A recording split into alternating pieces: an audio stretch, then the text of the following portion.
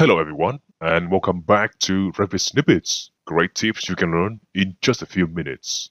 This video is sponsored by Tagitize, the easiest way to run Tag All on multiple Revit views and sheets. Also, say goodbye to overlapping tags. Tagitize will turn this into this. Try Tagitize completely for free using the link in this video's description. In this video, I'm going to show you how I used AI, specifically GitHub Copilot inside Visual Studio, to generate a fully working Revit Chatbot plugin. This plugin runs in Revit 2025, uses .NET 8, and gives you a ChatGPT-like experience directly inside Revit. What's interesting here isn't just the result, but the process and how much heavy lifting the AI can do when guided properly. This is a great example of AI-assisted development rather than blindly generating code. First things first, let's talk about tools. I'm using Visual Studio Community, which is completely free and modern enough for Revit plugin development.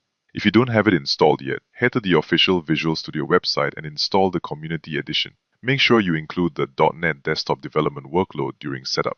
After installing Copilot, you can open the Copilot Chat panel directly inside Visual Studio. If you don't see it, go to the View menu and enable GitHub Copilot Chat from there. This chat panel is where most of the magic in this video happens.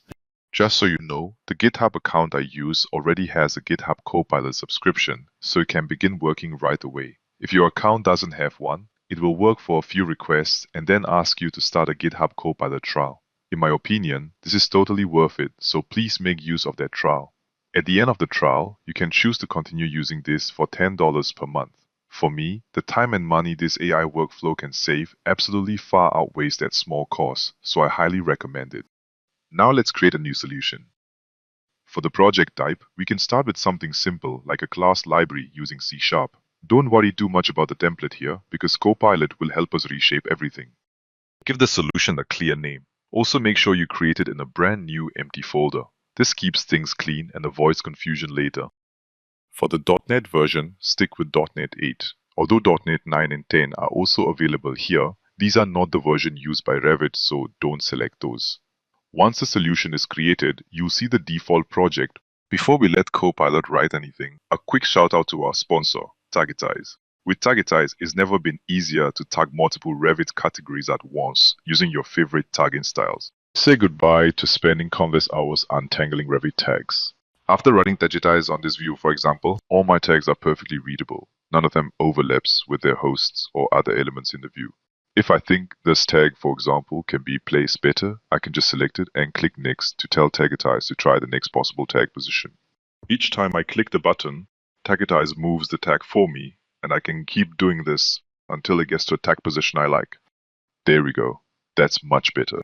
Try Tagitize completely for free today using the link in this video's description. I want to show you the prompt I used. This prompt is long and that's intentional. When you're working on something complex like a Revit plugin, vague prompts give vague results. Clear structure and constraints are what allow the AI to behave like a junior developer who actually follows instructions. At the top of the prompt, I describe the overall goal. I want to turn the solution into a Revit 2025 plugin running on .NET 8. I also clearly state that it's an AI chatbot using my own OpenAI API key to provide a ChatGPT-like experience. This sets the scope so the AI doesn't guess what kind of app I'm building. Next, I ask the AI to generate plugin icons before writing any code. This might sound trivial, but it matters for Revit plugins. Revit requires specific icon resolutions, and asking for this early avoids cleanup later. It also nudges the AI to think like a real Revit developer instead of a generic .NET one. Then I describe how the plugin should behave inside Revit. It needs to appear as a new ribbon tab with a button. Clicking that button should open a WPF window, and that window should be modeless so I can still interact with Revit while it's open. I also describe a UI layout in detail. There's a top area for the chat history and a bottom area for user input. There's also a settings button that opens a separate window. That settings window is where the user enters their OpenAI API key before starting a conversation. After that, I explicitly reference the Revit API documentation. This is important because it reminds the AI that Revit has very specific rules. I specify where the plugin should be deployed using the Add-ins 2025 folder. I also make it clear that we're using .add-in files and DLLs, not app bundles. Of course, if you need a plugin to work with a different Revit version, simply use that version number instead of 2025. The next section focuses on architecture. I tell the AI to follow the MVVM pattern strictly. Each class must live in its own file, no shortcuts. This keeps the project readable and realistic for real-world use. I also list Revit-specific entry points. The main application class must implement iExternal application. The main command must implement iExternal command. These details are non-negotiable if you want a plugin that actually loads in Revit. Then I move on to debugging and build configuration. I ask the AI to configure the project so that pressing debug launches Revit 2025 automatically. This is a huge quality of life improvement when developing plugins. I also explicitly tell it to clean up unused files like the default class1.cs. Security is another important part of the prompt. I tell the AI not to store the OpenAI API key on disk. The key should only live in memory for the current Revit session. This means the user has to re-enter it every time they restart Revit, which is the safer approach. Finally, I end the prompt with a clear requirement. The project must build without errors. This sounds obvious, but explicitly stating it matters. It signals that incomplete or broken code is not acceptable. Now let's put this prompt into action. I'll copy it and paste it into Visual Studio. One more important thing before I run this. I'm using Copilot in agent mode, not ask mode. Agent mode allows Copilot to plan, create files, refactor, and iterate on its own. This is essential for multi-file projects like Revit plugins. I'm also using a paid model, specifically Claude Sonnet 4.5. Free models often struggle with large prompts and complex constraints. For professional workflows like this, the better models are absolutely worth it. Now, let's let the AI do its thing. You can see Copilot generating a clear plan first. It updates the project configuration, creates icons, sets up entry points, and builds out MVVM components. It also creates the .addin file and removes obsolete files automatically. This is exactly the kind of structured output you want to see. Once it's done, I'll quickly skim through the generated files. You can see the app class, the entry command, the view models, views, and service classes. Everything is separated cleanly with one class per file. This already looks like a plugin written by a disciplined developer. I'll click the Keep button here to accept all code changes. Now, let's press Debug. Visual Studio launches Revit 2025 automatically. Once Revit opens, I can see a new ribbon tab with my plugin button. That means the add-in was deployed correctly. Clicking the button opens the chatbot window. It's modeless, so I can still interact with Revit behind it. I'll click the Settings button, which opens the API key window. This is where I need to provide my OpenAI key. I'll switch to the OpenAI website now, and then proceed to logging in using my OpenAI developer account. Feel free to create one first if you're new. After logging in, I go to the developer dashboard and create a new API key.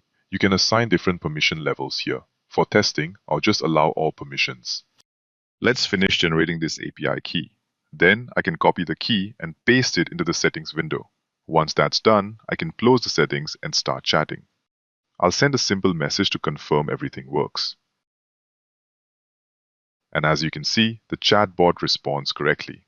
Since this is using ChatGPT, you can ask it to explain or recommend anything. For example, how to create a truly curved curtain wall in Revit. It will list all the steps required to achieve that. Now let me show you a small bug. If I try to select text inside the chat bubbles, I can't. The text just doesn't highlight no matter how hard I try. That's a usability issue because I want to copy responses. So let's fix it using AI again. Back in Visual Studio, I send a new prompt.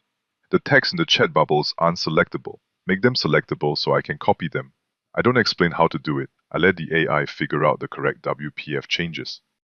Copilot updates the relevant XAML and view models. Once it's done, I start debugging again. Revit launches, I open the chatbot window. Now when I test it, I can select and copy text from the chat bubbles. This example shows that the AI sometimes doesn't achieve all requirements in the original prompt. Be prepared to check the functionality and send follow-up prompts to tell the AI to fix any bugs. Finally, I'll try something more interesting. I asked the chatbot to create Revit walls. The response explains how to do it, but it doesn't actually modify the model, and that's expected.